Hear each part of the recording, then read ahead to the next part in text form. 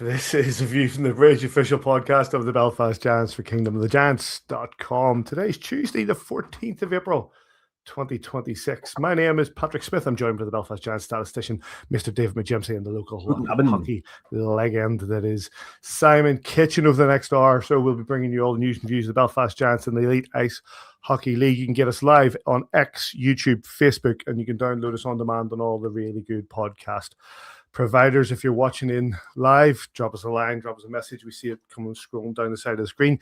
You may, like Sophie Jarrett, see all your you may see your comments come up on screen. Hello at the Royal. On this week's show, well, unfortunately, the Belfast Giants season has come to a close. It is with a league title, which is, we sit here and go, well, but we finished the season with a league title, but at the hands of the Glasgow Clan, the Belfast Giants were eliminated at the quarterfinal stage of the Elite League playoffs. We'll look back at those games. We'll be joined by Mike Lee of the Belfast Giants. The chairman of the Belfast Giants, Robert Fitzpatrick, will be tuning in and joining us from Stockholm. And then we'll be joined by the head coach, your head coach, Mr. Adam Keefe. David. Hello, Patrick. How are you? I know that you talking on WhatsApp yesterday, you were properly fecked off. I probably dislike it. Don't like the word hate. I dislike losing almost more than I get joy out of winning. You know, it hurts so much more to lose than the elation of winning. So yeah, it's disappointing. It's a disappointing way for the season to end. However, I'm sure we'll look back once the history page turns that this has been another successful season. You set out with targets, and another targets to win all the 4 trophies that you enter. The realism is that your bread and butter is that 54 league game season, and you come top of that, you're the best team in the country, no matter what happens. It's raw when it happens, especially in that, Simon. And how are you, mate? I think we'll come to talk about the games and the effect. But the Belfast Giants, this is the first time in nearly a decade we haven't reached the Final Four. Sometimes sport hits you. It does, absolutely. I mean, you never want to lose your last game of the season. You always look ahead to the next game, and it was like we talked about this last week, and I said this on the show. It was not going to be easy against the Glasgow Clan. I thought they played very well over the weekend. I thought the effort they showed was really decent for an 8th place team. It's just annoying that I'd say we just couldn't get it across the line over the 2 games, and the Cupper gave us a chance to win, which I'm sure we're going to talk about. But he gave us a chance to win on both nights, and unfortunately we just couldn't score at the other end. And it's when you don't score more goals than the opponents, you lose the game. So it's disappointing at the end of the season. However, doubling up on what Davy said there, when you look at the the history books and 5 league championships in 7 years, you can't dismiss the dominance we've had in the game in the UK over the last 7, 8, 9, 10 years. Look, it gives somebody else a chance to win a bit of silverware. I don't know if you've seen the video of Cam Critchlow, coming out of Nottingham Arena there the other night, and how excited those guys were to be in the Final Four, and Glasgow looked like they were right up for it as well. So look, could there be an upset this weekend? Yeah, there could be. Sort of hoping there would be as well. But disappointing end of the season on the ice. But there's a lot of changes happening, which I'm sure we'll go on to talk about as well. And the future is looking fantastic. Let's get stuck into those games. Talk about them in regards to the Belfast Giants taking on the Glasgow Clan. It was 1-0. I'll go through all the post games and blah blah blah. The 1-0 win on the first night, the lead in the first night on Saturday night against the Clan, and then a 3-1 defeat in the shootout on the Sunday. Let's get the post game first of all from Saturday. That was a tight battle. Obviously, both teams are playing good hockey right now. Our goaltender played really well. Their goalie was good. It was tight through the neutral zone. And this is playoff style hockey. It's going to be a 1-goal game. We knew every game we played against them has been 1 goal pretty much. And Atakalo has a lot to do with that. But it's a nice win coming out of here and then going there. Obviously, they're very good in their building, so we just got to be ready for it. Well, our guys played really hard, competed hard, and played well. It's tough to lose that late in the game, but it's a playoff game. Very intense, physical, fast. With the result, we've given ourselves a chance, though, still for tomorrow. So we're looking forward to getting back on home ice in front of our fans and winning one game and going on to Nottingham. The only goal of that game came from Nicholas Gay. The goalkeepers were Jake Kupski and Sammy Adacalio, and the referees were Daniel Ferguson and Toby Craig. The thing about this game, David, was and this, and I guess the second one as well, but mostly on this, it was tentative, it was nervous, it was two teams trying to feel each other out. The games against the Clan so far this season have been tight. They have been, but this is the first against the 8th, and I felt that despite the fact that maybe our tails should be up, we had plenty of chances we didn't take. Yeah, I think that's fair. I don't think we got inside probably as much as we'd want to. The goal was a great example of working down boards and getting the puck in front of the net and crashing in, seeing what happens. Through the course of the game, we probably had the lion's share of the grade A chances. Adacalio played very well in that for them, as did Jake Kupski for us. But as you say, the different style of hockey that we're watching, a sort of half breakaway there wasn't too much of that. I just felt too, Paddy, out of 60 minutes, Simon will come on this as well. Might be generous to say we're probably dominant for 40, and there was maybe the first 20 that we weren't so much in the game. I don't know why hockey shuts down like this at playoff time, why it gets so tight when you're quite an expansive team you just don't want to make a mistake because it's over so quick. You're playing 120 minutes and your season can be over, so you have to play super tight to try and avoid opportunities, but that means you don't always be as expansive as you can be. And I just think maybe we needed to probably take a wee bit more from Saturday night with traveling to a boisterous barn on the Sunday, as it turned out that way. One goal was great to get the goal, because I wouldn't have liked to go in there with the 0-0 score. I think we deserved. I did taking nothing away from the Clan. Thought the Clan, and Simon said it earlier as well, the Clan had a very good game plan, played very well. I think we deserved the win on the Saturday night, and I just for a wee bit more on Sunday. But like you say, Patrick, it wasn't meant to be. Simon, Mike Sarant did have a game plan. You could see it when he came into Belfast. It was a case of keeping things tight, and I guess that's exactly what he got. And he was able to take. You're on mute, by the way, but he was able to take that back to Glasgow. But in this game, he shut the Belfast Giants down. Yeah, we got that goal towards the end. Shut the Belfast Giants down, kept the crowd pretty quiet. When you look at the 4 games that happened on Saturday night, everything was really tight. You get to this stage of the season, there's nobody going to run away with it anymore. I just thought that, Davy said we probably, and ultimately 40 minutes for us and 20 minutes for the Clan. I thought it was 50-50, to be honest. I thought it was 30 minutes each that was sort of played for 30 minutes and didn't really get going for 30 minutes. It took us a while to get into the game. I was trying to give us a wee bit more, mate. I was just trying to give us a wee bit more. Yeah. I think it was. You're fair. I think that's fair. I think it was 15-6 or 15-7 on the shot count after the first period. And then we sort of shut them down. I think they only had a 22 or 23 shots in total. So 8 shots over the last 2 periods. But overall, I genuinely thought we deserved a win on Saturday. I thought we had the better chances. Adacalio was good. Kupski was really good. Getting the shutout in his last game of the season at the arena was a really good performance. And defensively, I thought we were really tight. Well, and I just thought again it's hard to these games, these tight last minute games of the season. It comes down to, I just touched on it right at the start of the show. You don't want to lose your last games of the season. You want to go out on a high.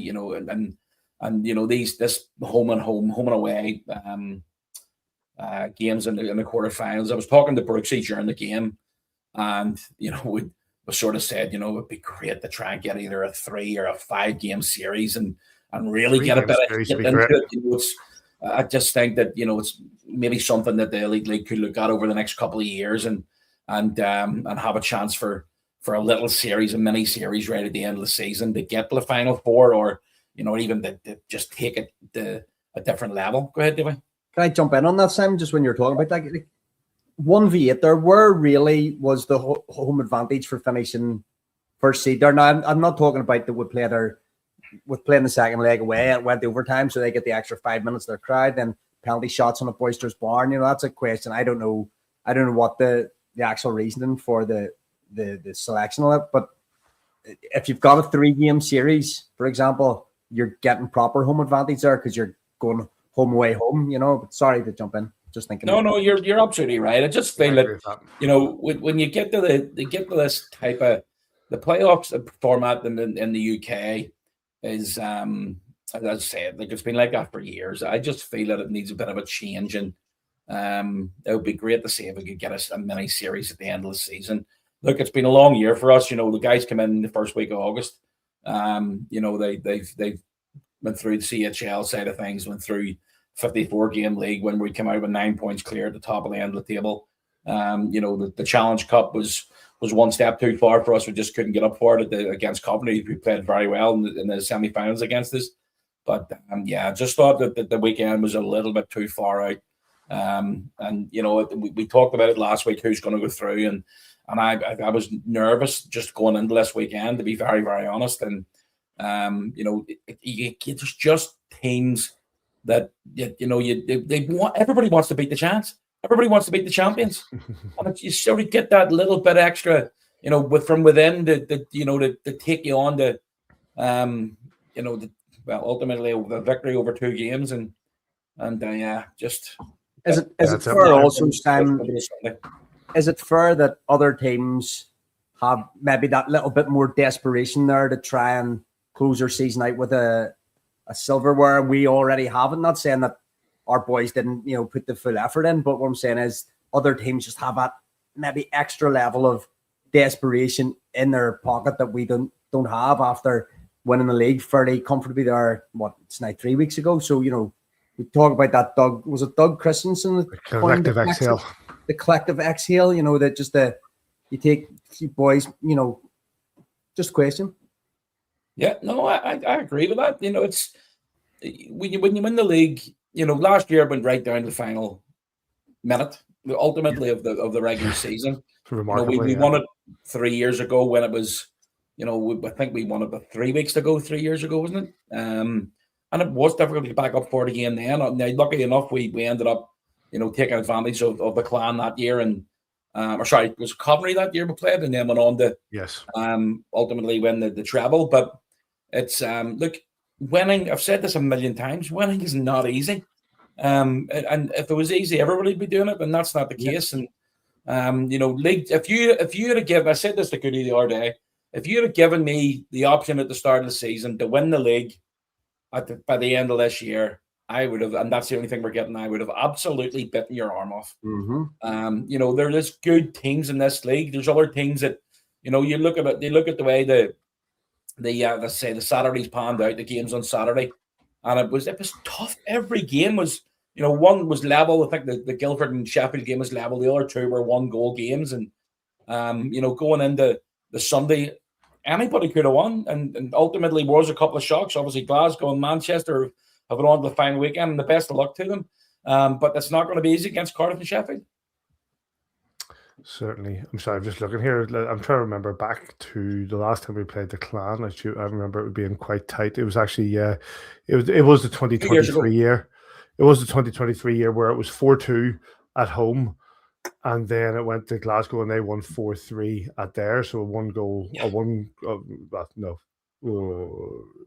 game in the end. But then the year after that against the Coventry Blaze in the 2024 season, it was we took a 2-1 lead going into Coventry, which was 1-1. So it was a 1-goal game in the end. So these playoff series can be tight. And you're right about Saturday. He says 1-1 between Sheffield and Guildford. And the other games were all 1-goal games going into the Sunday. So, yeah, let's take it into that Sunday. We did go into Glasgow with the lead. Unfortunately, it didn't stay that way when the outcome was not what we wanted. Let's get the post-game from Adam Keefe, which seems to be filmed by somebody who was deciding to be the cinematographer for the Bourne movies. two very tight games. I thought the Clan were very good. You could tell they want it. I thought we were good for 60 of the 120 minutes, and within that 60, we need that 60 minutes back to be able to create more offense. We didn't create a whole lot either night. In fact, I thought Glasgow created more than us. I thought both goaltenders were very good.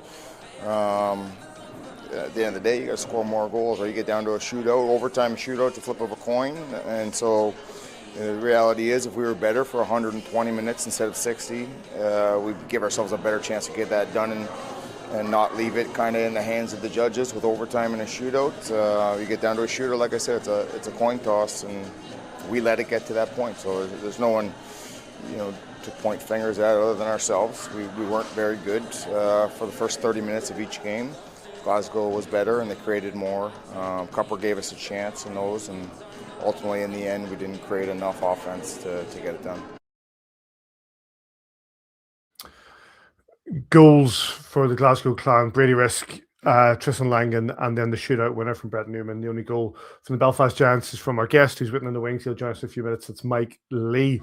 Your goalkeepers once again were Sami Adicalio and Jake Kupski. Your referees were Daniel Ferguson and Toby Craig. Once more, lads, and I'll start with you, Insys. Once more, it was a case of the Clan with their game plan, shutting things down, putting a lot into it, shutting things down, taking their chances.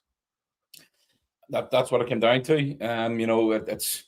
I mean, Adam just mentioned it's a lottery when it gets the penalty shootout, and both goalies in this game as well were really, really good.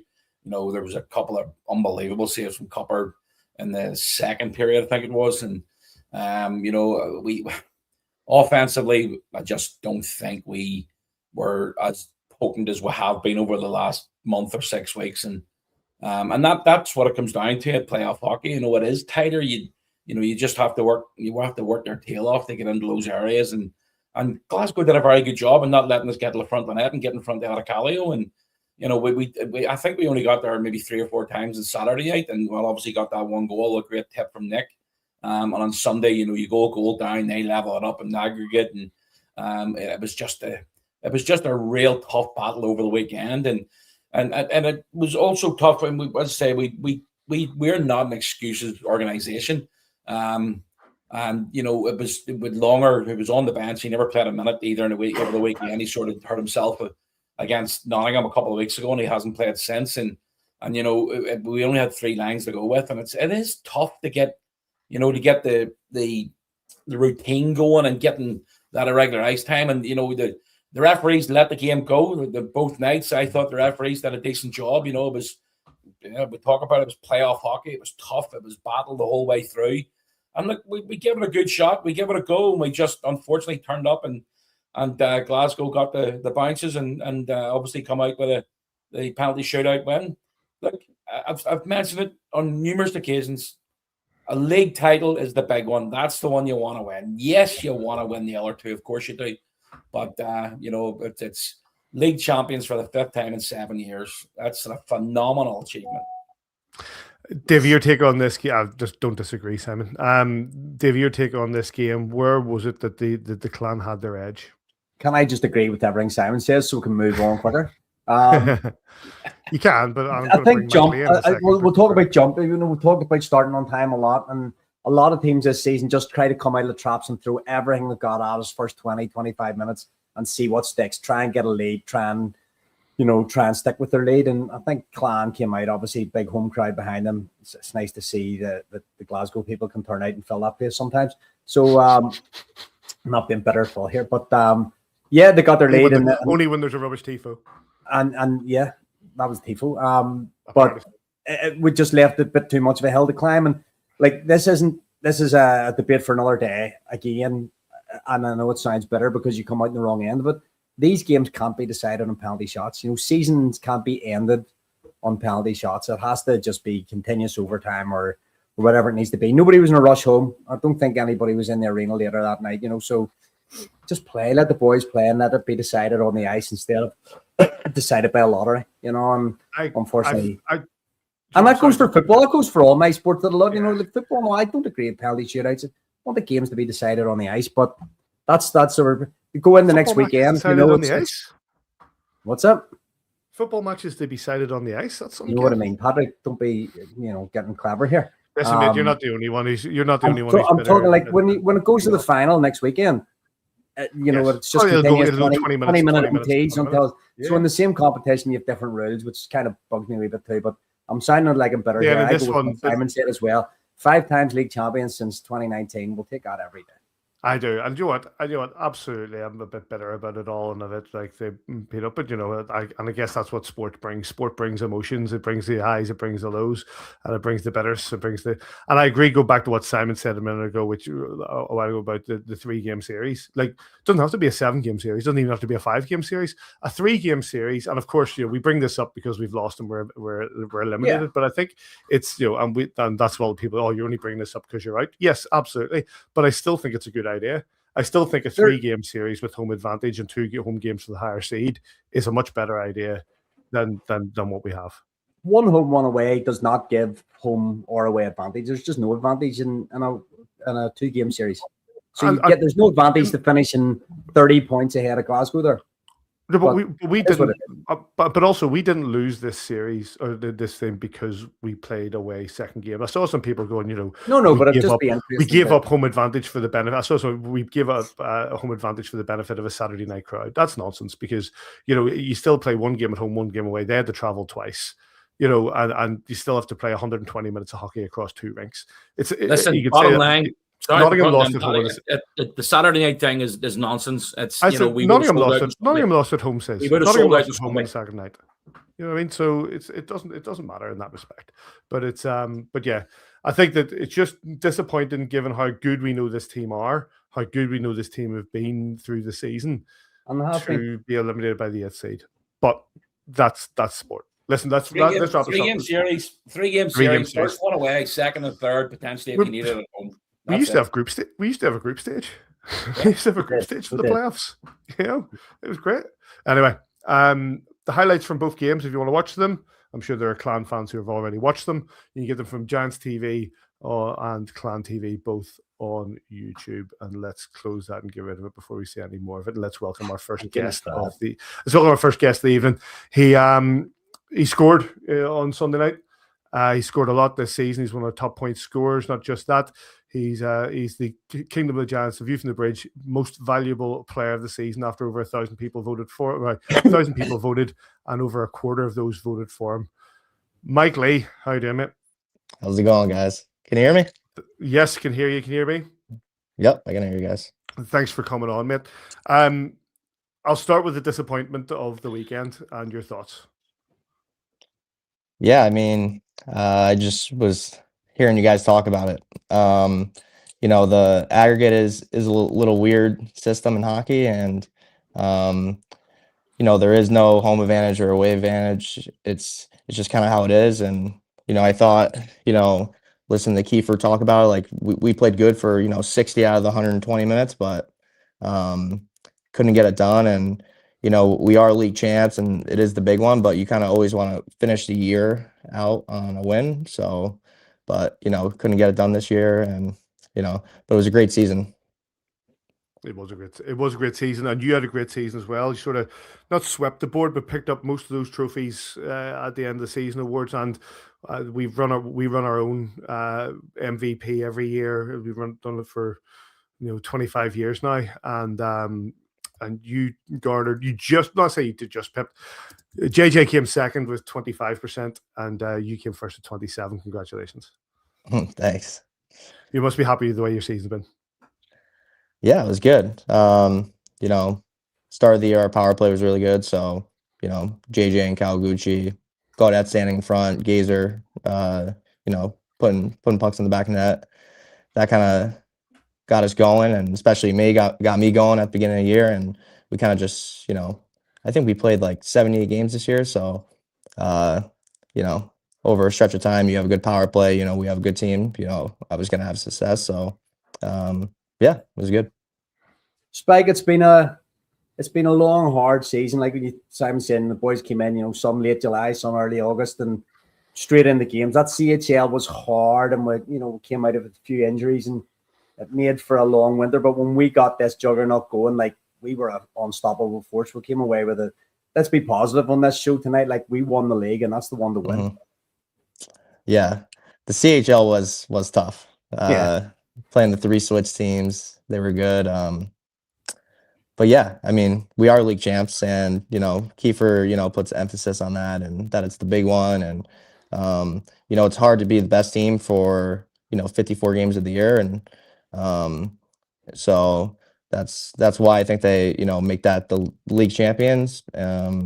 So just we it's a hard thing to do it for 54 games, and for the playoffs situation that they have in this league, it's kind of whoever shows up the best on in a 2-game stretch. So that's why you see a lot of leagues do best of 7 series, best of 7s, and even best of 5s.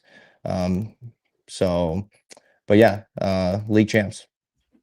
And I know it's a team game and it's a squad game, but on the personal level, like, you did come away with a lot of individual awards this season. There, a lot of individual highlights as well. Like, there was that game at Christmas where we were wearing that ridiculous gingerbread kit, where you've come up with a really, really important, I think it was OT, wasn't it? The 3-on-3 OT winner. Yep. And that's a massive 2 points for us. So you must be pretty pleased with your own individual season too. Yeah, I mean, last year I got injured, so I kind of really wasn't, the player that, I could be for a majority of the season, and started picking it up towards the end of the year. And that kind of gave me confidence coming in this year, and, and having, Kiefer, put a lot of trust in me, and, give me the opportunities to allow me to, to succeed, is a huge part of it. And, and when you're passing the puck to JJ and Kawaguchi all year, it's pretty easy to get some points. So, yeah, but yeah, it was a good year. You look at the whole season, and is there a game that stood out to you that was, I know your parents were in this year with quite a few family members, but is there a game that stood out for you this year where you sort of went, that was really pivotal? I would probably say, I think it was when my family was actually in town in November.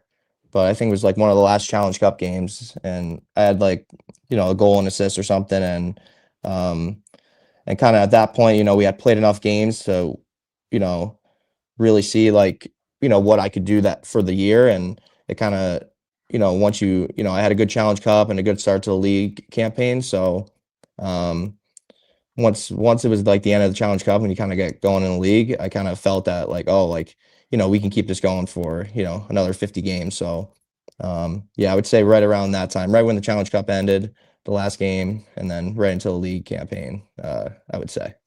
When we obviously got the game, the doubleheader here against Nottingham in the end of March, winning the trophy, winning the league title on a home ice in front of a sellout crowd. I know you had like a wee celebration, like yeah, oh yeah. That must have felt pretty good, not just for yourself personally, but for the group. Mm-hmm. Yeah, we talked about it last year too, like when we won the Challenge Cup at home, and how special that was, and kind of being in your room after with the trophy, and everyone has their families and everything in there, and it's definitely adds to the celebration. And and then when we went to Nottingham last year and we won it there, the trophy was, at a gas station in Coventry, and, we had to wait there, and all the fans had left, and, it was, it really didn't have that same excitement as the Challenge Cup celebration. So we kind of, we were all talking like, oh, if we won a couple more games last year, we could have got it done on home ice. So kind of coming in this year, and when we came down the stretch there, and, we kind of knew, if we win like this game, like it will set us up for that Nottingham weekend, the back-to-back to get it done. So happy to do it at home, and it's a lot better to win the league trophy at home. So yeah, I think especially when you talk to people like Kiefer and stuff who won it, back in 2012 we had a doubleheader against Sheffield to win it at home. Those lads always talked about how good it is to win on home ice. Give us your take on the room this year, and how much you enjoy being part of that team. Yeah, the room is great. We have a lot of golfers on the team, so we kind of we bond through that. And yeah, so the guys are great. Like the new guy, obviously we had a lot of returners, but the new guys came in, fit in really well. So, yeah, it was a special group, and glad to win a trophy with them. What will summer be? Pardon? What will your summer be, Mike? Going home back in Connecticut, and gonna probably golf every other day. So sounds tough. Yeah. Sounds tough. Spike, before Paddy lets you go here, talk to me about the golf this year. I'm sure you've played some cracking courses around Northern Ireland. Like we're very lucky in this part of the world that we have got some of the best golf in the world. But I've seen a little video on earlier. Obviously, you backed yourself as the number one golfer in the room. Collins backed himself as the number one golfer in the room. I think Jake was very magnanimous and said Grasso was probably the number one before he left.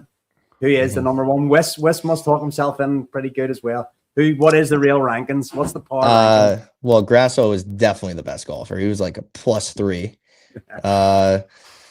And the best golfers on the team it's probably Bewis or Jake Kupski. But the Cons has been playing good recently. That's why everyone's saying him. But Brandon Whistle and Jake Kupski are the best golfers on the team. What's been the best course? I mean, Royal County Down probably. Royal County Down has to be one of the best in the world. Yeah, one of the best in the world. But listen, Mike, enjoy your summer. We hope to see you back. We'll put pressure. We hope to see you back come the summer. But congratulations on having a great season, another league title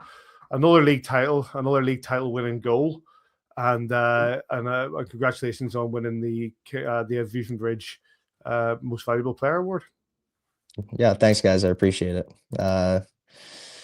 Kitch, get me some tea times, all right? Appreciate it. Get it in the contract, says. Thanks, Mike. All right, see you guys. Cheers, Spike. Cheers. Big thanks to Spike Lee. He's such a great player, such a fantastic guy, and we'll talk about him more in a second. But it's one of the best players in the league defensively, and another league champion of the Belfast Giants. Let's crack on quickly because I want to bring in the guy the chairman of the Belfast Giants. Some big news today, and just a bit of a reflection on the season. Robert Fitzpatrick, how are you doing, mate? You can't hear me. Can you hear Davy? Can you hear me? Can't hear anybody. Can't hear anything. Can't hear. Can't hear me. We'll give you a wave. I will say thumbs up. I will catch you. No, here, We'll what catch we'll do is, can you just read my lips? Go. We can hear you. Go. No, we'll leave him to it. Robert. No, don't let him go. We'll let him go. Just let him go. Just let him speak. We can Can't hear hear him. you. Go. Can't No, hear but just- anything. Just go. Give us, Robert. Sum up the season. Sorry, guys. Tell me. There's nothing coming. Text Phone's him. turned up. No, he said Phone's he's turned going up. to text you. Aye. So let's this is a bit of comedy here. It's fine. You. He's texting you. I'll go out and come back in. No. He's texting you. That's not going to work. It's not going to work. I don't have an idea. Bit of question of it. Can you read it in the chat? We've not got Adam Keefe in the wings who's going to, we'll bring him in if it doesn't work, but it's like, can you see that? It doesn't focus on it. Can hear nothing. Hold on. Here we go. He said, if you read. Sum up the season. Aye. Sum up the season. You are listening. Oh, no, he's to gone. you. He's jumped out. He's just sacked off. Bring in the big. Bring in the. What about now? Anything now? You know. No. Can you hear us? Now. Yay! Podcast has just been extended by 40 minutes. Welcome. Well done. We'll pretend we edit this. Please welcome to the chairman of the Belfast Giants, Robert Fitzpatrick. Robert, how are you? I'm doing very well, boys, and welcome from a very cold Stockholm. What brings you to Stockholm? The spring meeting of the European Arenas Association. The chairman. Yes, and we've got 46 arenas here today, and we were launching a new brand and taking the plaudits for a new naming right and all that good stuff. So it's been a busy day, and I'm on a red eye in the morning back home again. So I'm looking forward to hearing what you have to say.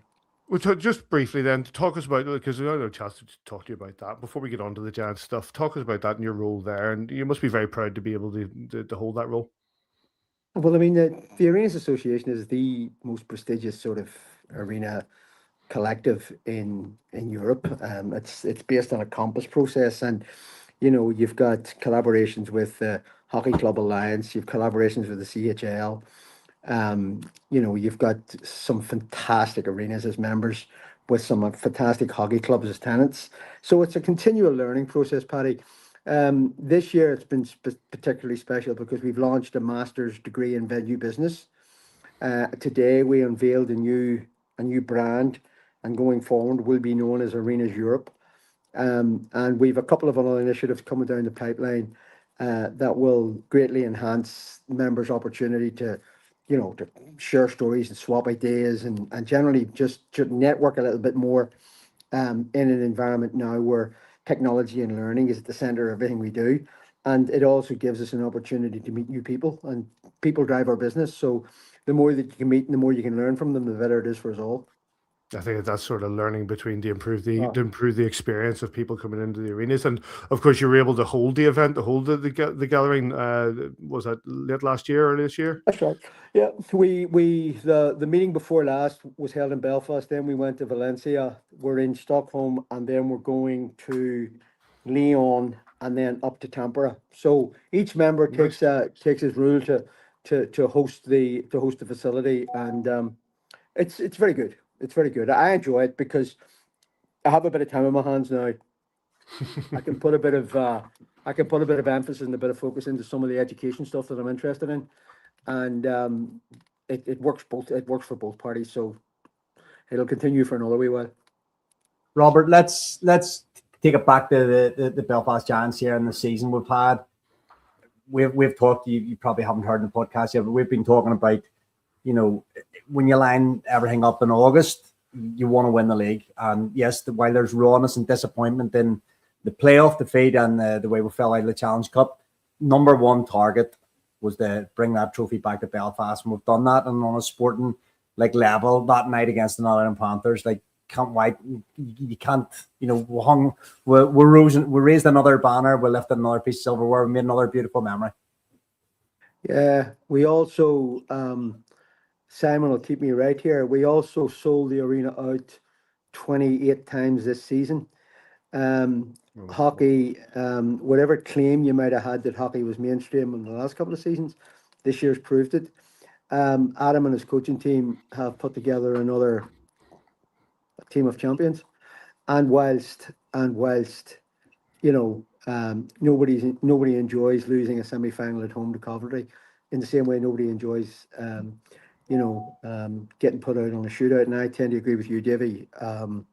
Getting put out in a shootout is a ridiculous way to end it again. But then I don't like penalties either. So yeah. I don't like penalties in soccer. I certainly don't like penalties in Gaelic. So as far as I'm concerned, play to the death, play on.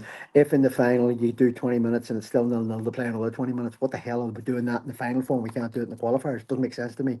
So yes, from a sporting perspective and from a bragging perspective and from a setting out at the start of the year to win and hang a banner perspective, the league is where it's at. And one of the other things that I agree with Simon that he said earlier on, with winning's not easy, and we've made it an art form.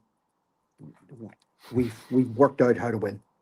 Yeah. And whilst yes, I mean, I was talking to Steve and Adam on Sunday night, and was it one game too many? Was it one game too far?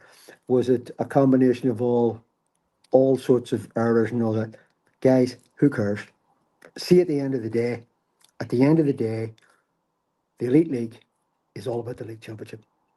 And for 5 out of 6 or 5 out of 7, that trophy has resided in Belfast. And if you had said to me at the start of the season, Robert, you can take the Challenge Cup and you can take a run in the playoffs and forego the league, I would have said no. Yeah. I said, I'll take my chances in the league. So for me, the league is the thing that puts the butter on the bread of the team. We need the league for the 54 games of the year, for the 32 games or the 33 games at home, we need to be winning, because that's what brings people to the arena. And if people keep coming to the arena, it gives us a chance every year to be better that following year. And I've no doubt that Simon, or that Adam and Steve, Jeff and the boys are sitting down in the huddle, doing the exit interviews, deciding who they're keeping, and going back to work. And the joy of all of our passion around the team is that we're winners. And nobody can challenge that. Yes, we didn't win the treble yesterday. We didn't do a double this year. We did a double last year. Year before that, we did a treble. We're winners. And for so long as that winning culture can prevail, yes, so there's going to be seasons like Sheffield, won a treble and nobody else won anything. Ask the other 9 teams would they like to win the league. So yes, I'm disappointed, Davy, in the moment that we're not in Nottingham this weekend, and would have been disappointed had we been in Nottingham. Absolutely, but that's the vagrancy of sport. This is. Yeah. But for the last 20 years, this little podcast has been by the fans, for the fans.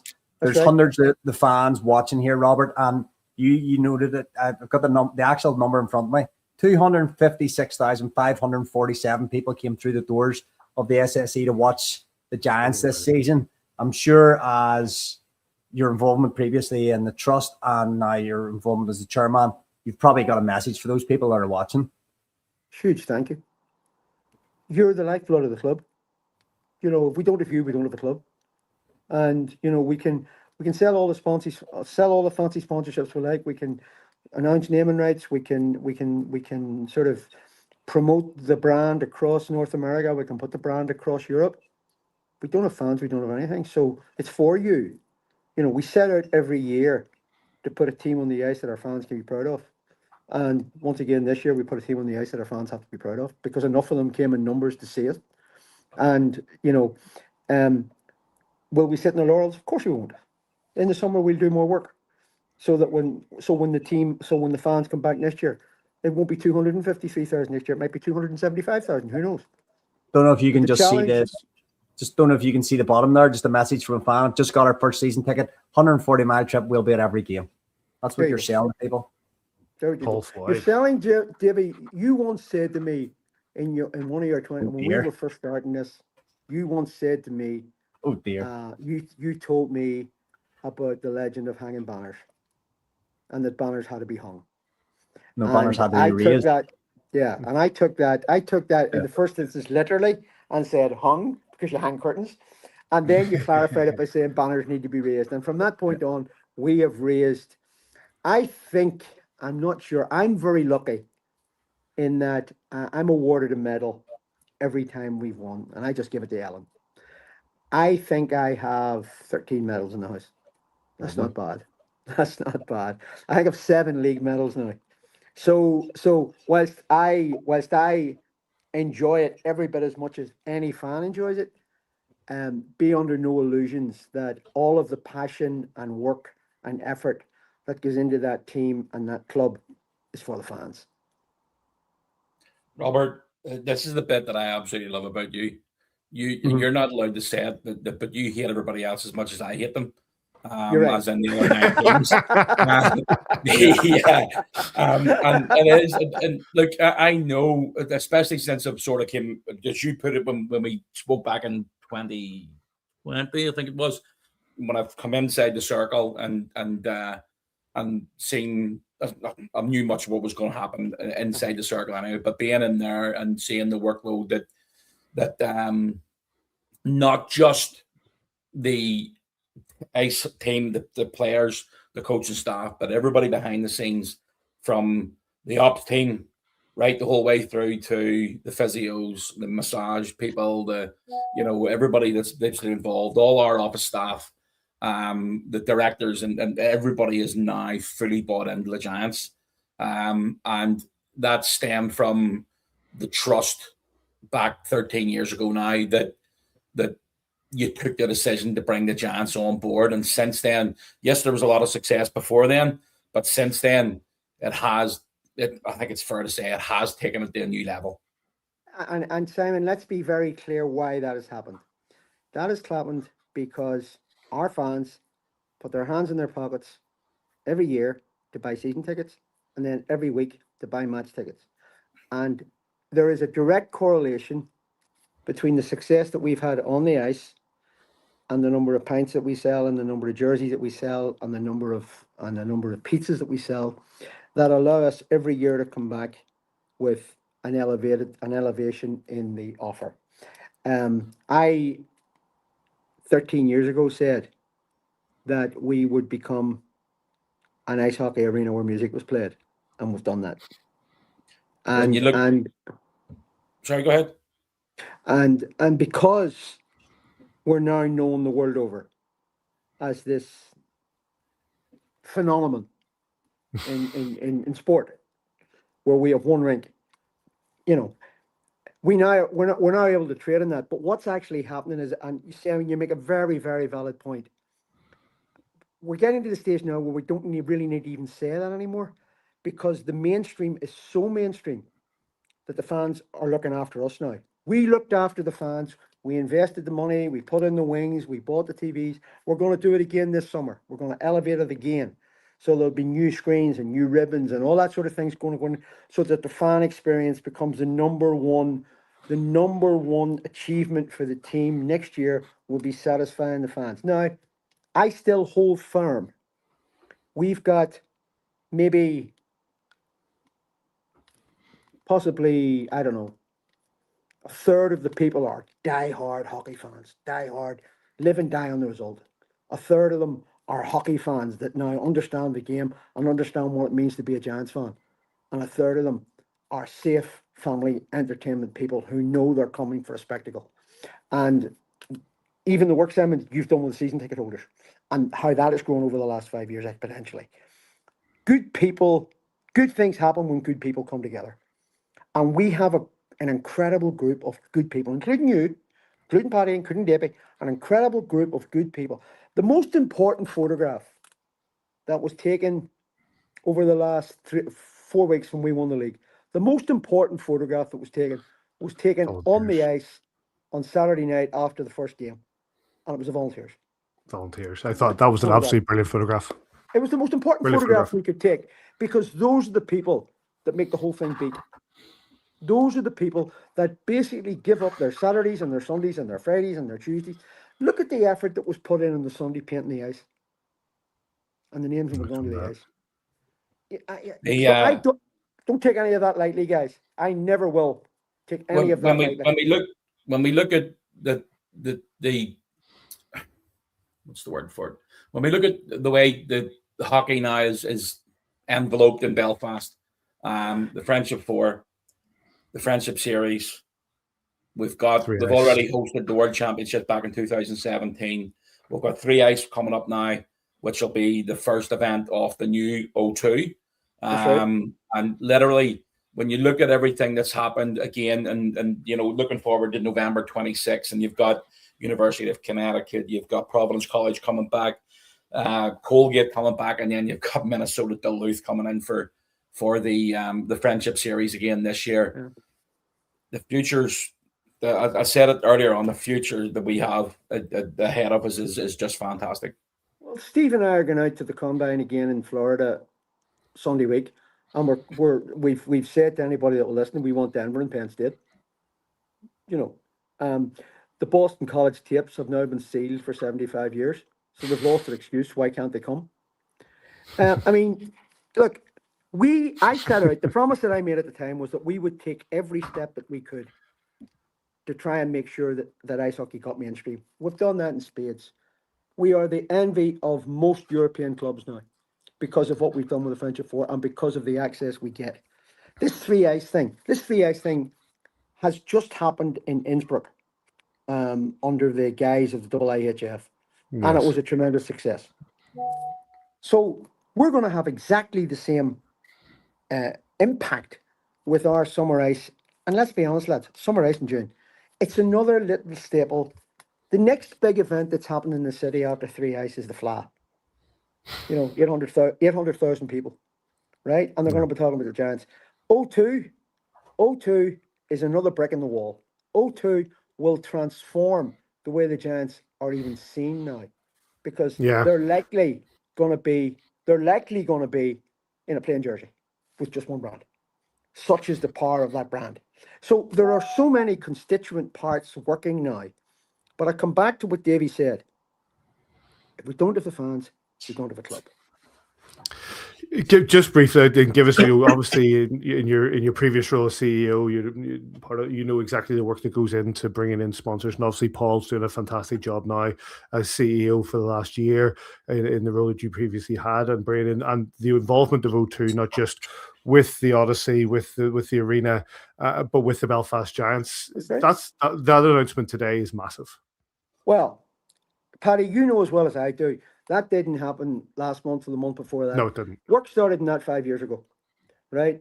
And there was a huge amount of heavy lifting done, but we weren't ready. The Odyssey Place needed to be developed.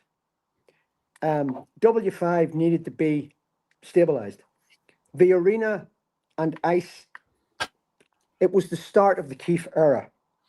He got the monkey off his back winning a Challenge Cup in Cardiff, right? He's never looked back. So there were a whole lot of things, and then COVID hit. O2 at that stage, I got a message today from their head of sponsorship, and he said to me, yeah, it's taken us 5 years, but we're finally here. Now, just think about this for a minute. The only other team that O2 have had shirt sponsorship with over the number of years has been men's and ladies rugby and Arsenal. Mm-hmm. And now it's got the Belfast Giants. And they put it into the deal because they've done their homework, they've done their research, and they've seen that because of the work that Simon does, because of the work that Steve does, off the ice, they see that they've got an international brand that they can tag, right? And when we have got that caliber of partner now, they're not a naming right, blah, blah, blah. They're actually a partner where we can sit down and say, here is our ambition for ice. Here is our ambition for where we want to take this, the next level. And is that CHL? Is that looking at if we've done something with the French at 4, can we do something with an AHL combine? Can we do something with a coast combine? Can we talk to one of the NHL teams about getting one of their AHL combines over to play us? I mean, there are so many things because we have to keep going. We're not going to get capital commitment for, and it really is development for slow learners, guys, and I'm sorry for saying that. But the city eventually is going to realize that if we start teaching kids how to play ice hockey, we give them a future. Look at this year. The two Hamill twins, Kel Beatty, right? Yep. How proud were we all that night, that Saturday night against Nottingham, when the starting line was a fourth line of the Beatty brothers and Longer? You know, that didn't happen by accident. And we're still not in the position where we can give them the chance to develop. They've still to go away to learn their trade. So the journey's not over, not by a long way. But are we in a better place now than we were in 2013 or 2014 when we took it over? Absolutely. Am I proud of the achievements of today with Paul and the team and what they've done? Couldn't be prouder. But we're all in the same club.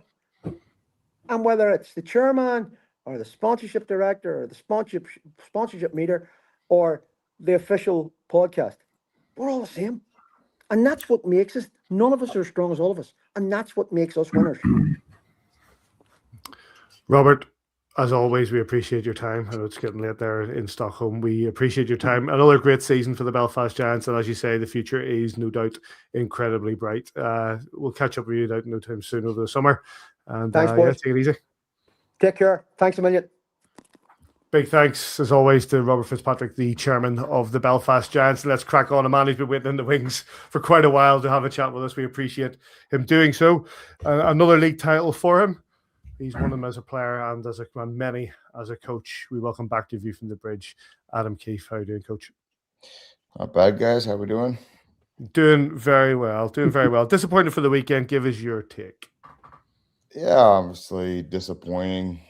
You know, the playoffs, been a tough one, especially for me. Going back to being as a player, you know. But you can't take anything away from the league title. I think we've heard enough here over the last hour about, you started the season off, and I think if you ask the other 9 teams in the league right now if they'd rather be playing right now or rather have the league title, I think everybody knows which one they would take.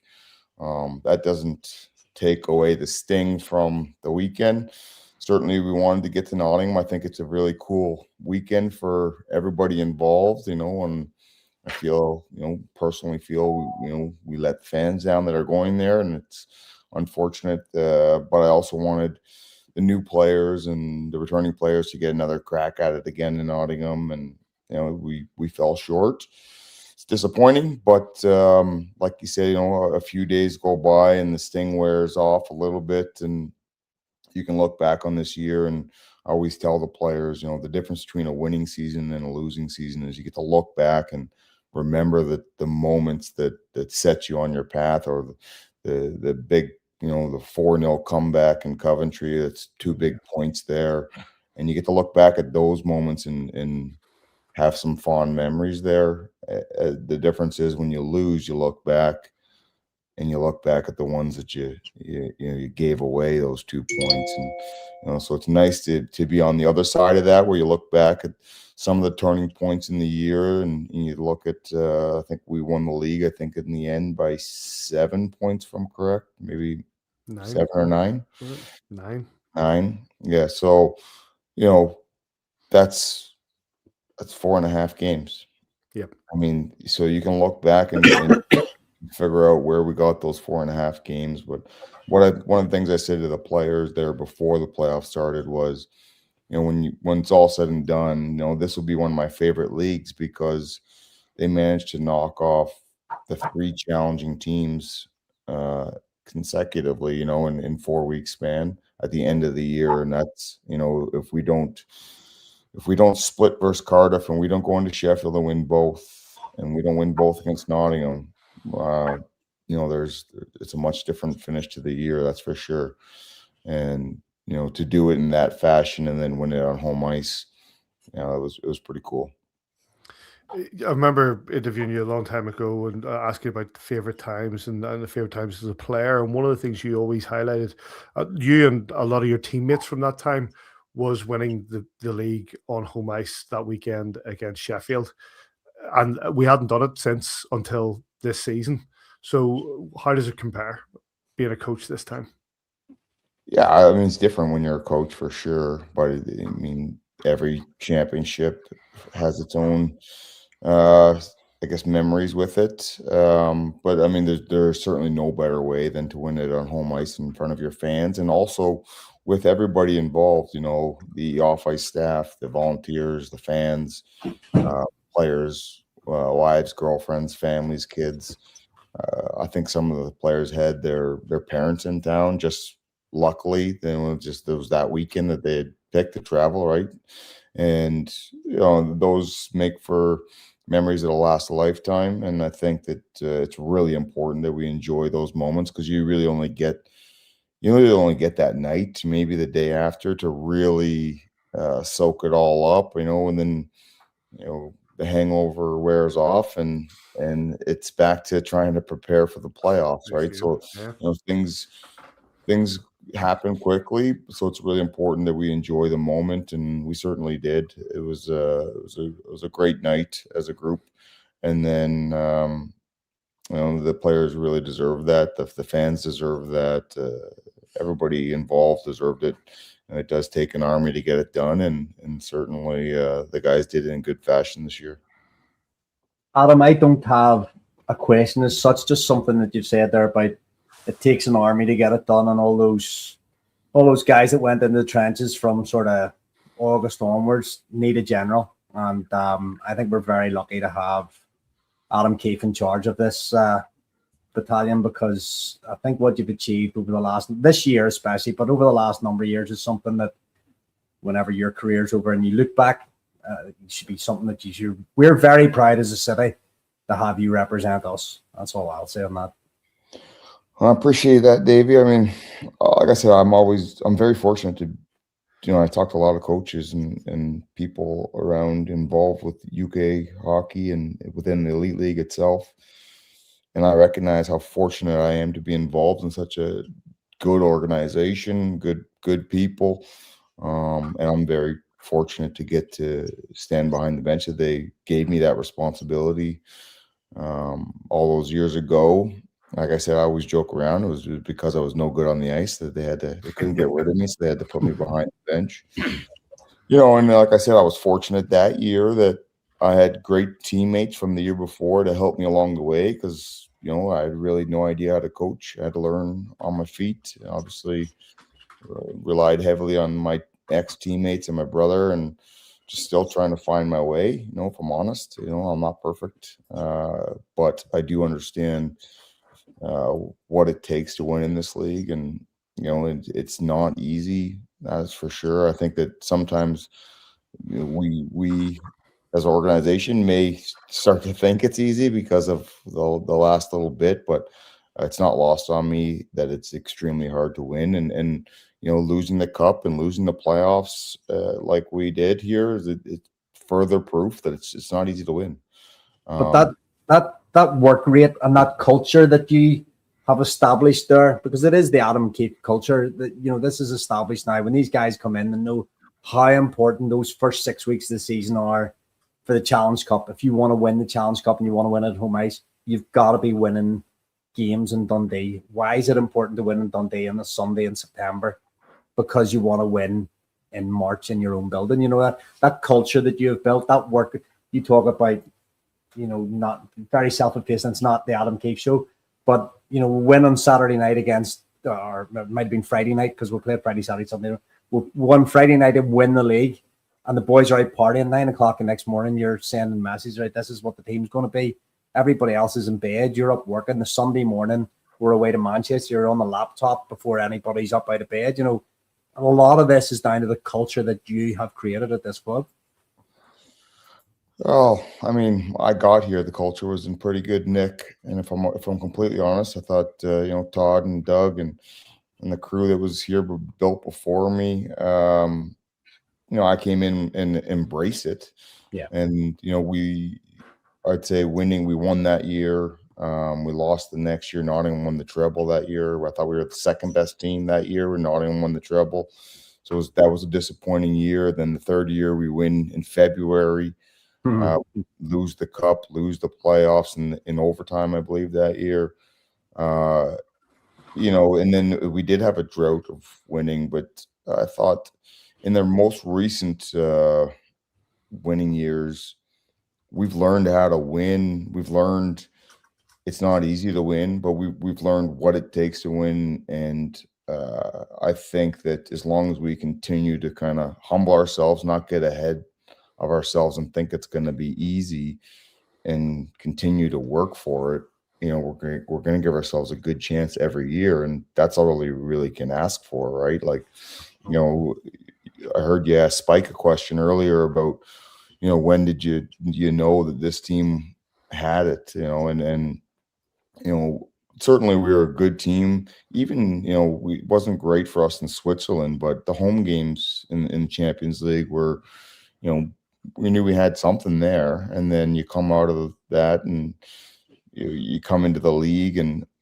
you're obviously chasing. So we're 3-4 games behind. We're right where we want to be, but we don't exactly know yet. Like I said, we chased Nottingham till mid-January. I think it was late January we took over, but it was January 10th where Nottingham came into our building, and we looked at that as a top of the table clash, and I thought our guys were ready for it and were perfect on the night. And I thought that was a big turning point in belief. And I talk a lot about belief. Everybody's going to say at the start of the year, we want to win the league, we want to win the Challenge Cup, we want to win the playoffs. But really, every single day and every single weekend, we're earning trust and belief in each other. I'm sure that's the same thing with the fan base. Like, really, they want us to win for sure, but they've got to trust and they got to believe in us as well. and the team has to trust and believe in each other as well. And I think that Nottingham game, January 10th, really put us on the path to really believing that we can get this thing done. And that doesn't mean in October, November, December, they didn't believe. I'm sure they did, but I think that there's certain things that happen throughout a year that really set you on a path. And I believe that was one of them, taking out first place team, in the fashion that they did. I think that was a big moment, and it wasn't long after that we took over first place and didn't look back. So that's a credit to the guys. They buy in. And, I'm a very demanding person in terms of the way, I guess, trying to hold them to a standard of it's almost impossible to achieve night in and night out. But we got to try to do it. That's called consistency in this league. And sometimes by the end of the year, I got sick of hearing my self-talk. So I'm sure that they feel the same, but it is something that's required. It's something that we have to try to keep striving for. If we accept losing, or we accept,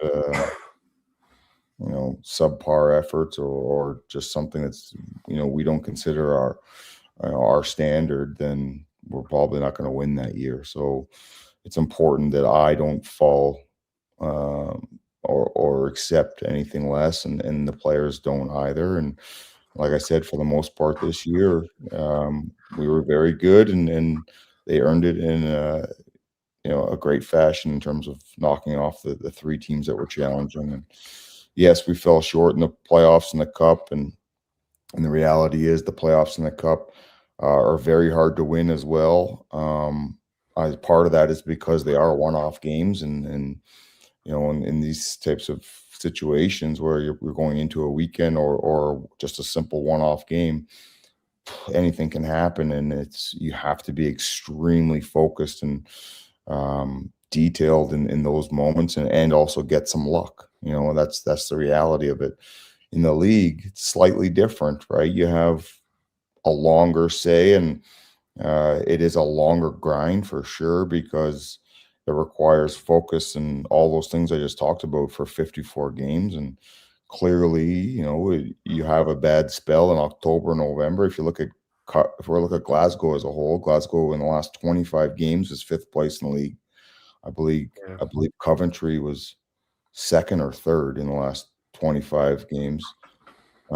Guildford 3rd place. So you look at that and then you look at where they finished in the league.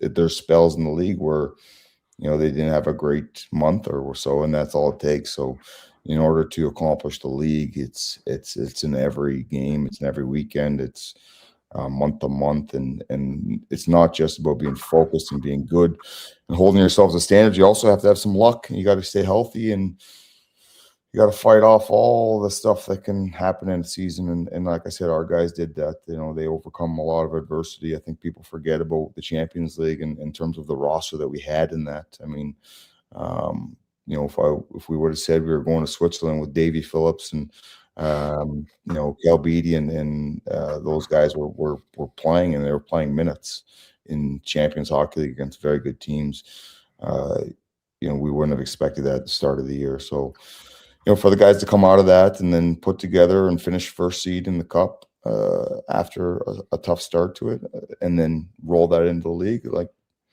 it's pretty impressive.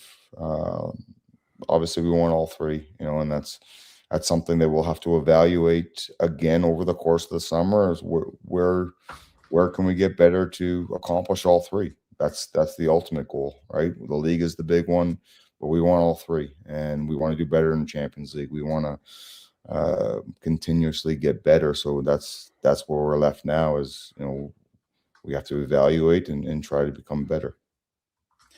My battery's about to die from you going on there for 20 minutes. No, That's a great answer. I jest.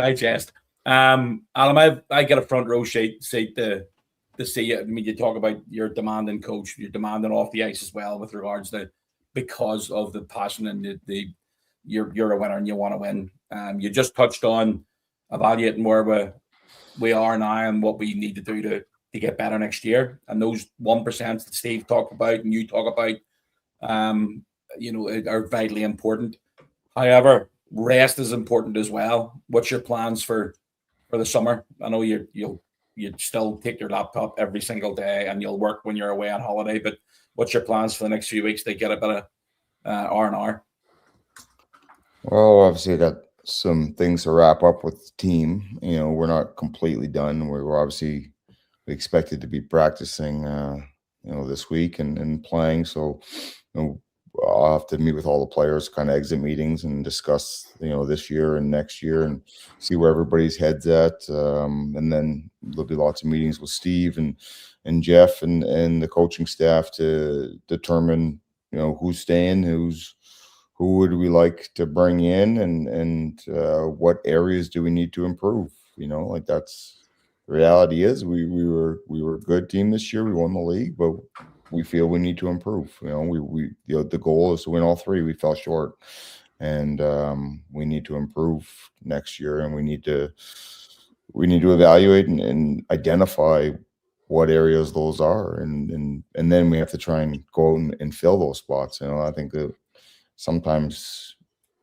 we want the best of all the worlds, in terms of the player, and the reality is sometimes those guys are not available, and we have to find the best player available that's going to help this team win, and so we have to figure that out throughout the summer. You've also got a matter of 3 ice, and it's it's not that far away. I think it's only 78 days or 79 days before it happens. Are you looking forward to that challenge as well? Yeah, I was paying a little bit of attention there to the tournament that was happening in Innsbruck there with Corey Nielsen and the GB boys. I thought they did a very good job there. Obviously, I'm quite close with Corey, so I'll be picking his brain to see what his experience was there, and what worked, what didn't work, what was surprising, because 3-on-3 hockey, it's different, and what type of I guess I wouldn't say structure, but what type of game plan are we going to have for that? Really, the 3 ices, you got to win to move on. So, the one game obviously is going to be very important, and type of team we put together for it's going to be important. So yeah, I'm looking forward to it. Obviously, it's still a ways away, a few months away, but we do need to, get the details and the team done before we can kind of move forward with that. So yeah, that'll be going on in the background, while we build the Giants team as well. I know Paddy's going to round you out here, but I think I can speak for everybody from off the ice, from the Giants on staff and wise, and from the fan base. Cheers for another fantastic season. Indeed. It's a league title. Another league title is fantastic, and I know I got a text after the game on Saturday night. Sorry about that, but yeah, thanks for another unbelievable year and another one to put in the history books. Well, thank you guys. I mean, you guys are a big part of the reason why we do it, right? And I mean, we're trying to win together as a group. And like I said before, I truly mean it, that it does take an army. And I probably, when you're a player, you're more in tune with your teammates and the guys that are in the fight with you every day. When you're a coach, you're more in tune with, obviously you have to have a pulse on the dressing room and the players, but I've also got to have a pulse on you guys and how our off ice staff is doing, and how much I appreciate everything you guys do for us. I know that sometimes it maybe doesn't feel that way, and you guys are probably looking forward to having a break from me here for a few months. So don't get too used to it, because even though we're off, we're never really off here. So it's different. This week will be a little different, right? Like, it's obviously I'm enjoying being home with the girls, but it does feel like there's some business left unfinished, and then that's frustrating.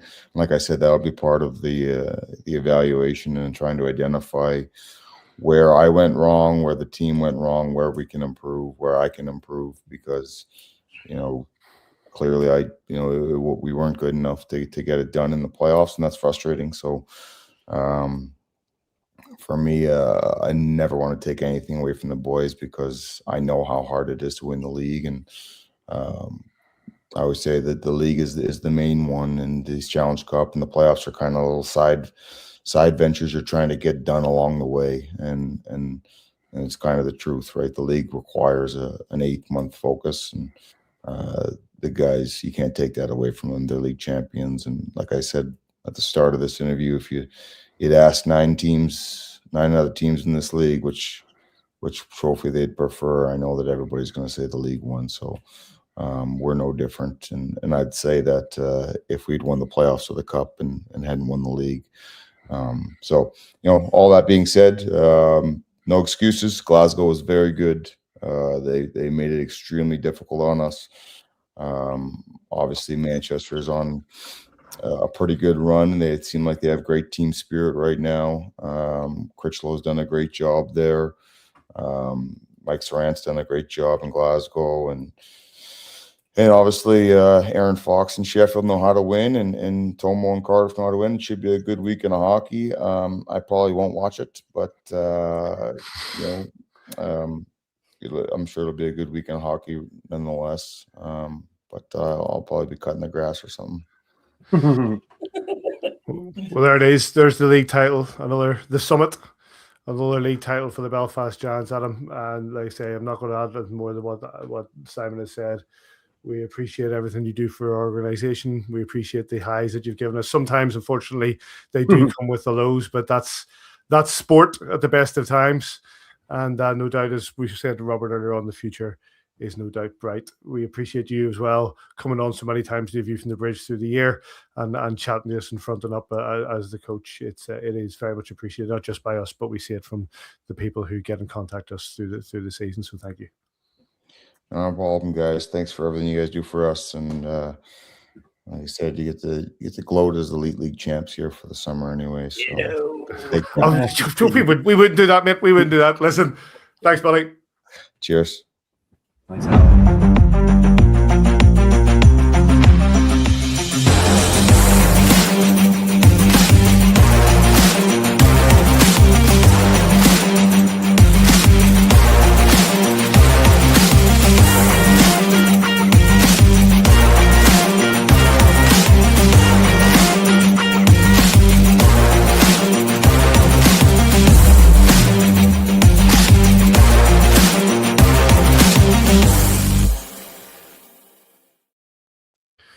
Huge thanks to Mike Lee, to Robert Fitzpatrick, and to Adam Keefe for spending time and coming and joining us and chatting to us as we round out the season for the Belfast Giants. A couple of things that we have to just cover and have a quick chat about, one of which was the Player of the Month that took place for March, and the winner was Carson Twinsky.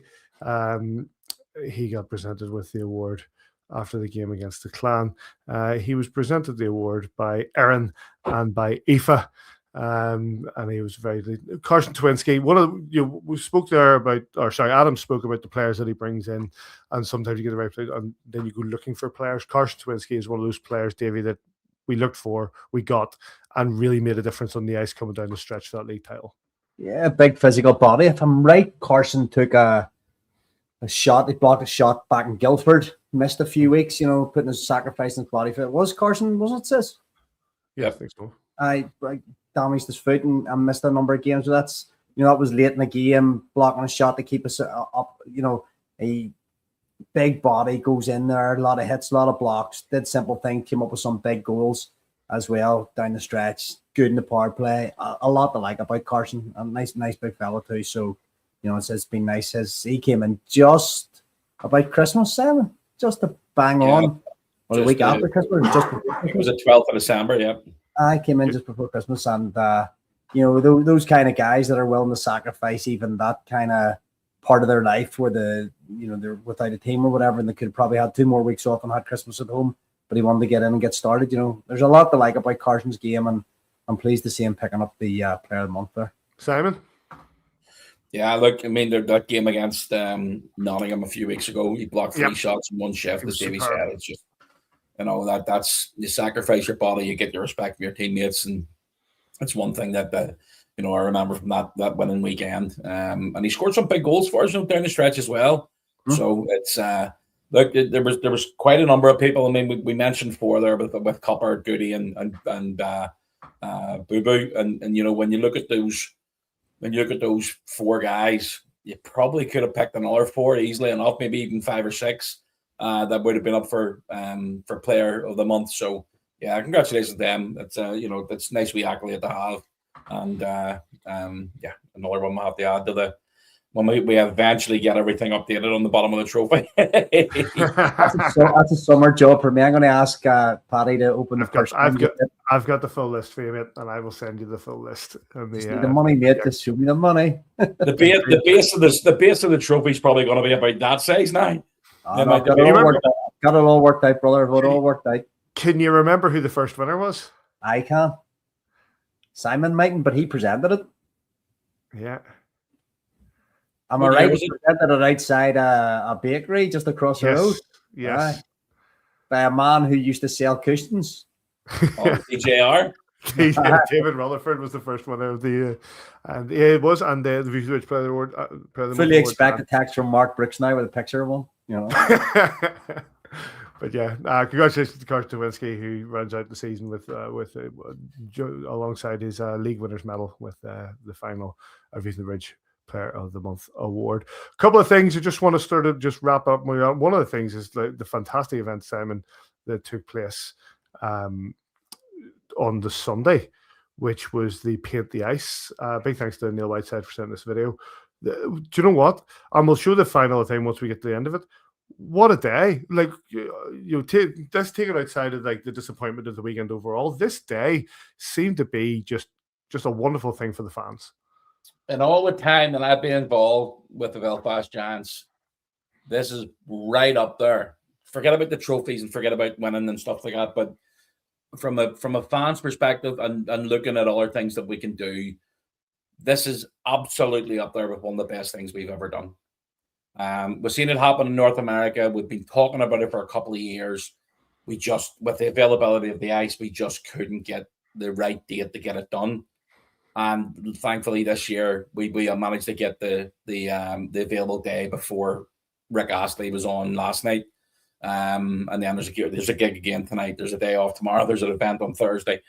So that just keeps on coming. It's just so busy. But the people that came, we had over 600 people that were on the ice on that morning and that day. Sorry, we're open from, I think it was the first people came in about 9:30, right, the whole way through to 4:15, something like that. Some of the people that painted were unbelievable. Some of the artwork that was going on there was just ridiculous. There was a girl, I think her name was Laura. She painted a brilliant trophy right beside the face-off circle at centre ice. And then there was a young lad that painted Snoopy and made a quote beside it that he was one of the first ones in early in the morning. And he's 9 years of age. It was fantastic. And there's other people that posted the odd bad word every once in a while. And we had to about, I agree with the sentiment. I agree with what they said. Did it involve the Nottingham Panthers? Well, among others. But we can't. That's not what it's about. It's about going out there and having a bit of fun with your friends and family, and we managed to get that done. And thanks to the ops team for being so accommodating with it, and thanks to William for coming down and taking that photograph at the end of it. Stunning. It's brilliant. And listen, massive thanks to the New York Islanders. I reached out to Sam at the New York Islanders about 10 days ago, because believe it or not, when we first put this out about painting the ice, I was stopped in the spar by one of the fans, and they said, what's the point in coming to paint the ice? I mean, you've already got the blue lines and the red lines on. So they didn't really get the gist of exactly what we were talking about. So we got the okay from the New York Islanders to use their content to let the fans see exactly what they can do. And that's what it's come up with. And it was fantastic to be involved in. We managed to get Adam and a few of the guys to come out after the game on Saturday night. And we appreciate their time because, again, they're going on to a busy game on Sunday and an early morning flight. So it was, nice to get a few comments and a few little painting from them to start the night off. start the event off, obviously. But yeah, it was just fantastic. I met so many new fans that we haven't seen before. We've had that many new fans that come in over the last number of years, and there was a young lad. There was 3 kids in particular who just remember from just literally just having the best time. We went there. Who was there? She was in her element, painting different bits and pieces. Sophia was great as well. They're 2 fantastic kids. I've seen them about over the last number of years. And then there was a young lad called Arlo with his mum and dad, and he was just loving life. He got his photograph taken on the bench where the Giants sit for every single game, and there's those little things that maybe go unnoticed to a lot of other people, but that all made it worthwhile while we were doing that event on Sunday. On the negative side of it, I was frozen. My legs were freezing from Sunday night the whole way through to Monday. We did, at one point we went into the sauna fully clothed to try and warm up. It was just fantastic. Really, really lucky to be involved in it. Thanks to everybody that came out, and thanks to everybody from the behind the scenes side of things who got involved and made it possible. It's cracking, Davy, isn't it? Yeah, it's lovely.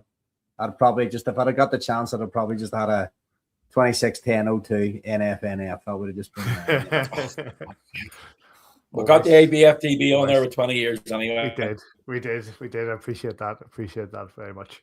So yeah, a wonderful event. And hopefully we'll see it again sometime. Like you said, it all has to come in.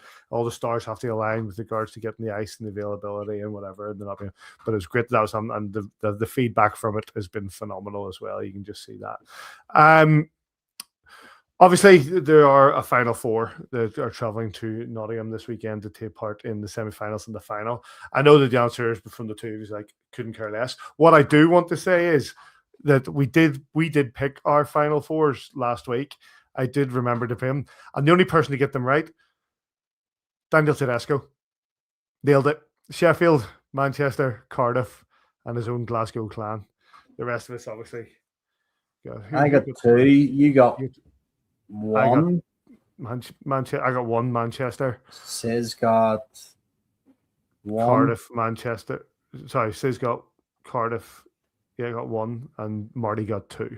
So me and Marty draw. Me and Marty draw. Paper, stone, Marty went paper. I won. But yes, well done to that. The obviously. Hey, Paddy. Bye. Hey, what happened there? I decided to take you out of that. Let me see what's happened there. There we go. Can we get that? Nope, that's not working. Hold on. There we go. Where is his place? There we go. Can't have it unless there's something messed about at the end of the season. Quickly, we mentioned it there, Simon, and I know we've talking to Robert, but to give it a bit of quick chat. The investment from the O2, the change of the name of the arena to the O2 Belfast, the fact that the O2 will become a title sponsor of the Belfast Giants, marking the milestone that they're the only professional ice hockey team to carry the O2 logo. As Robert said himself, the only real sporting teams that got involved with are England men and women's rugby and Arsenal Football Club. I can picture Thierry Henry in that O2 shirt. But the 10-year involvement, you're part of this, and it's huge. This is a massive piece of land, groundbreaking investment for the arena and for the Belfast Giants. It's giant news, mate. Excuse the pun. It's absolutely incredible, and look, it's the groundwork that was done by Steve Thornton to have this pushed over the line is incredible. I've seen how much work he's put into it over the last number of years. Obviously, the last few months has been, it's been a lot of dotting the I's and crossing the T's and solicitors involved in contracts and everything. But the work, and I mean, like we played a little small part behind the scenes and trying to get information together and other bits and pieces. But Steve and the directors of the organization, it's that's where it's all basically stemmed from. Steve was just an absolute beast getting this done, and when we found out that it was across the line there about 10 days ago, and the relief that was seen on Steve's face was epic. So it's huge. It's not like I said. I put a post on the LinkedIn page earlier on. It's not just about the Odyssey Trust and the Belfast Giants. This is going to be massive for the people in Northern Ireland, Belfast as a whole. So you'll see a lot of differences. There's going to be a lot of changes between now and when the Giants fans come back into the arena in September. There's going to be a lot of different things that are happening over the summer that will be released by the organization as the time goes on, and then you'll see the changes. But it's Robert talks about the investment over the last 13 or 14 years by the Odyssey Trust and doing different things, and they're really going at it this year. There's a lot of changes that are going to happen, and for the better, and it'll really take our game night experience to a new level. The partners we've had, Stanley have been fantastic for us over the last 13 years, and hopefully they'll continue to. We're looking to just trying to work out which way they're going to fit in now. But when an organization like O2 comes along, you can't ignore it. I mean, there was a tender process, and they come out on top and really wanted it. And as Robert said, it was all about the Giants being part of that package. It's literally the whole site. It's not just the arena. It's not just a pavilion. It's not just W5. It's Giants and everything built into it. So yeah, it's absolutely phenomenal. And for us to be the first ice hockey team that they've O2 ever been involved in is another huge honor as well. And they've looked at the bigger picture. I know Steve again has been speaking with them over. They were here yesterday, and I think they were here this morning as well. So there's a lot of things and a lot of positives to come. And we're really looking forward to seeing exactly how that ends up. But a 10-year deal to have O2, the O2 Belfast, I think it's absolutely phenomenal. Davy, the Belfast Giants and the Odyssey Trust leading the way again.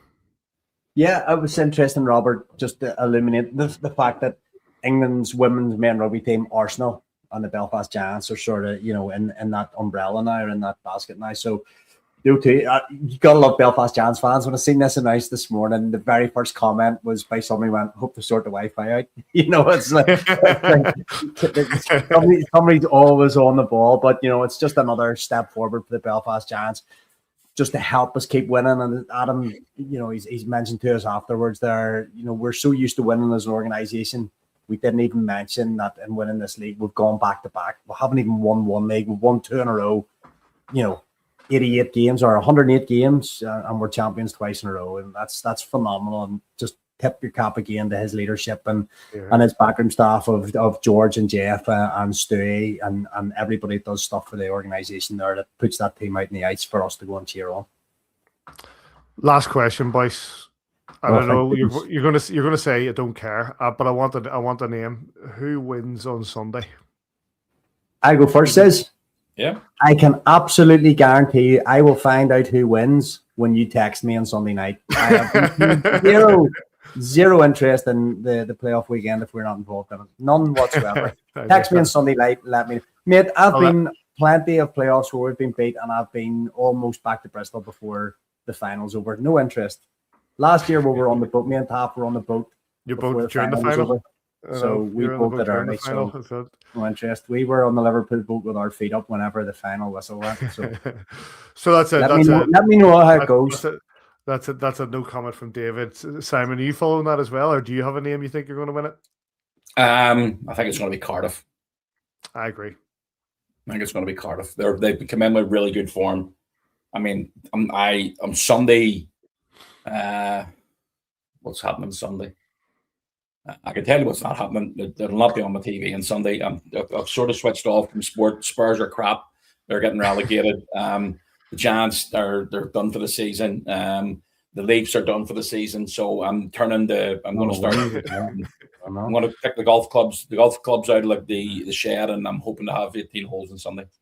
I actually got lucky, Paddy, because not lucky, because obviously wanted the Giants to win. But I was supposed to be heading back to Belfast tomorrow to have pack up and get on the road and travel half. But my wee girl's got trials for a really good hockey team on Friday, so I'm able to take her down to Exeter for day 3 of her trials. So I'm looking forward to that. So cracking, you mate. know, every cloud, find the silver lining, mate. You know, find the silver lining. And then the boys team have a big tournament on Sunday, so she's been asked to go and do nets on Saturday to give them a bit of a foot up to give them some decent goalies to shoot against. So she's got hockey anyway. Good for Lolly, mate. That's I hope she does well. Hockey, yeah, she's doing right. Good stuff. Well, I agree with Simon. I think Glasgow will take on Cardiff at 3 p.m. on Saturday at the Motorpoint Arena. You can get that on EIHL TV. That's followed by the Sheffield Steelers against the Manchester Storm at 7 p.m. Again, if you're not at the playoffs this weekend, you will get that on EIHL TV. The grand final itself will be on Premier Sports at 5 p.m. on Sunday. You'll be able to follow that and get that with Aaron Murphy, who no doubt will be hoping that the Glasgow Clan can get past the Cardiff Devils. But given that the run the Cardiff Devils have been on under Paul Thompson the last number of weeks, it looks like they are going in there really, really strong. But yes, that is Cardiff against Glasgow at 3 p.m. You've got Manchester against Sheffield at 7 p.m. and the grand final on Sunday at 5 p.m. on Premier Sports. And I've got one of these. Any other business, boys? You've got one, you say? Go ahead. I do have one, but if unless you guys have one, I'll crack on. And he wants to round it out, so let him go last. No, I'm not actually rounded out. I do have a bit of AOB, but you go first. We had a bit of bad news there last week at the arena. The one of our colleagues, Jason J. Wright, JJ, he passed away last week, and his funeral was yesterday. Jay was a massive part of the organization from behind the scenes. He was the one preparing our ice for practices over the last 25 years, and he's one of the Zamboni drivers, one of the mainstays of putting the gigs and the events and everything together from the upside of things. And he's no longer with us, so our thoughts are with Jay's friends, family, work colleagues. I'll be sadly missed. I'm really sorry to hear that. That's really sad. And our thoughts and prayers go to his family and all that know him at the arena. Anything from you, David? No, I just want to take the opportunity to say a few thank yous. Seeing this is the last, I assume this is our last one of the season. Last one of these, eh? The season started for me away in Lausanne, finished away in Coventry a couple of weeks ago. I got was fortunate to get the every away arena this season. A couple of triple headers. I've had so much fun this season. I'd like to thank George, Stewie, Mace, Adam, Pirate, Big Mark Kelly. Of you guys on the podcast. Marty says you spoke to Joel the other day, but I can't go without thanking my mate Taff. Like, he's been brilliant to me this season. Taught me so much. I've learned so much this season. I've had a ball. I'm going to do an OV. I'm going to spend the summer thinking what we're going to do next. But, as far as year 20 or whatever it was of AVFTB, it's been a grind at times as well, but it's done and it's in the books. So thanks for everything over the season, lads. It always is at times, mate. It always is. That's the unfortunately sometimes that's the way we look at it, and sometimes that's the way we just to get through it. But when you end up with a championship, it makes it so much more easier, and the fact that there's so many people that get involved and so many people come up and say nice things and watch us live, watch us on delay, just send us lovely messages, get involved in Instagram and stuff like that. I will get to those thank yous in just a second. My AOB is a big shout out to Madison Wright. Madison is what I'm going to make. I need to get this right because I promised her that I would get it right. So let me just share this screen here. Or is it that one there? Walk the rinks. Now, wow. Madison's walking 1,240 miles in total, starting at our rink, going to Glasgow, Fife, Dundee, Manchester, Nottingham, Sheffield, Coventry, Cardiff, Guildford, and then back. That's she's walking 1,240 miles. She's got 185 miles left. Now, the core group of walkers who started to walk alongside her and others who fancy joining in, raising money, as you can see, just to join this here, for the regards to Northern Ireland's Children's Hospice. I'll switch to share this tab. she wanted to raise 700. Sorry, she wanted to raise £1,000 in target. She's got the 735. I'm sure that people who are watching on and people who are involved in the Belfast Giants stuff can help her out and help her reach that target. How much does she want to raise? £1,000 for walking 1,200 miles. Yes, I'm gonna personally help her get much more than that. Do you remember years ago we said we were going to try and ride this on bikes? This very thing. This very thing. Yeah. Although how she does the bit without getting her feet wet, I'll be interested to see. But walking on water. I will personally get in touch. You get me in touch with this girl. She's covering that distance. If you go to, there is a website. If you go to tinyurl.com/AVFTB26, that will take you to her Just Giving page. Like I say, currently on 735. She's trying to get the £1,000. She's got 100 and what was it? What I say she got? She's got was 1,240 miles in total. She's got 185 miles left in her legs to get her back to complete that. Well done, Madison. Madison does some. She's been a long time Giants fan, like her mum, and does some incredible work for charity, does some incredible work, a completely selfless girl, and very proud to have her as a Belfast Giants fan. And I know that we can help her. I'll go into the box and get one of my old game worn jerseys. Not one of my game worn jerseys. One of those game worn Belfast Fury shirts. You're not getting much for a Belfast Fury shirt, but I'll get one of my Giants game worn jerseys out here. And we'll get it raffled off and give that money to her. No problem. Absolutely. Good stuff. Listen, and good luck to her, and well done to her on covering so much. And yeah, you can get that AVFTB. tinyurl.com/AVFTB26 will take you to her Just Giving page. Simon, you get your hand up, Simon. Yes, Simon, catch you at the back there. Sorry, there is one more. There will be a raffle going up tomorrow. I'm actually thinking there might be an email sitting in our email box about it. That'll be going live tomorrow, and it's a cracker. So, yeah, keep an eye out for that. It's definitely one thing you would love. Actually, there's 4 things you'd love to get your hands on for this summer for sure. Oh, I can think of a few things I'd like to get my hands on this summer. And on that note, if you're going to playoffs, I hope to see you there. We'll be making what? Are you still going? You're such a loser, mate. We are such a loser, mate. It's a weekend away. I'm not past. You're just back from a week away. Did you tell Joe the Giants qualified? Shh. Nobody tells me otherwise. Okay. I'm meeting Hitchy. No, not but yeah. And those who do travel, I hope you have a good time. Sometimes we don't make it. And sometimes you just have to make your own fun. Like I say, the games are Saturday are Cardiff against Glasgow at 3 and Manchester against Sheffield at 7. If you want to watch it on Elite League TV. And then you've got the final on Sunday. It's 5 p.m. on Premier Sports. Big thank yous, first of all, to Mike Lee, to Robert Fitzpatrick and to Adam Keefe for joining us on this show, and to everybody who has spent their time coming on and taking up some of their time to come on our show through this whole season. As Davey said, we reached 20 years back in October. Who knew that we'd still be plattering on? I didn't think I'd still be sitting in front of this doing this after 20 years. But when you win championships and you enjoy the sport and have the passion for the sport that we do, it's an absolute pleasure when you're able to chat to the people who actually go on the ice and actually take part in it. So a big thank you to those people who do come on and be part of this show. It's not unappreciated. We are very, very grateful for you to take that time, as we are for the people who are watching on. There are people who watch us live and take time on a Tuesday night to sit in their homes and watch us on the internet, and that is not something that we take lightly. Likewise, people who tune in and download and go on after just to follow up, and they send us messages and they thank us for what we do. Listen, we're just fans like you.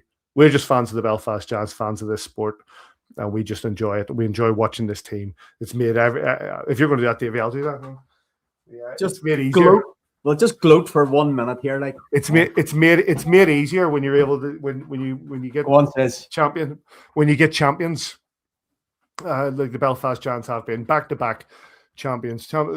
We are in the middle of a dynasty with regards to the Belfast Giants and what Adam Keefe's teams have been able to achieve, and have the opportunity for us to come on the internet and be talk to you about it and just basically talk about our passion and talk about our team is an absolute pleasure. And we thank everybody who's take the time to watch us or to listen or to interact or to send us a tweet or to send us an email or even just come up and say hello.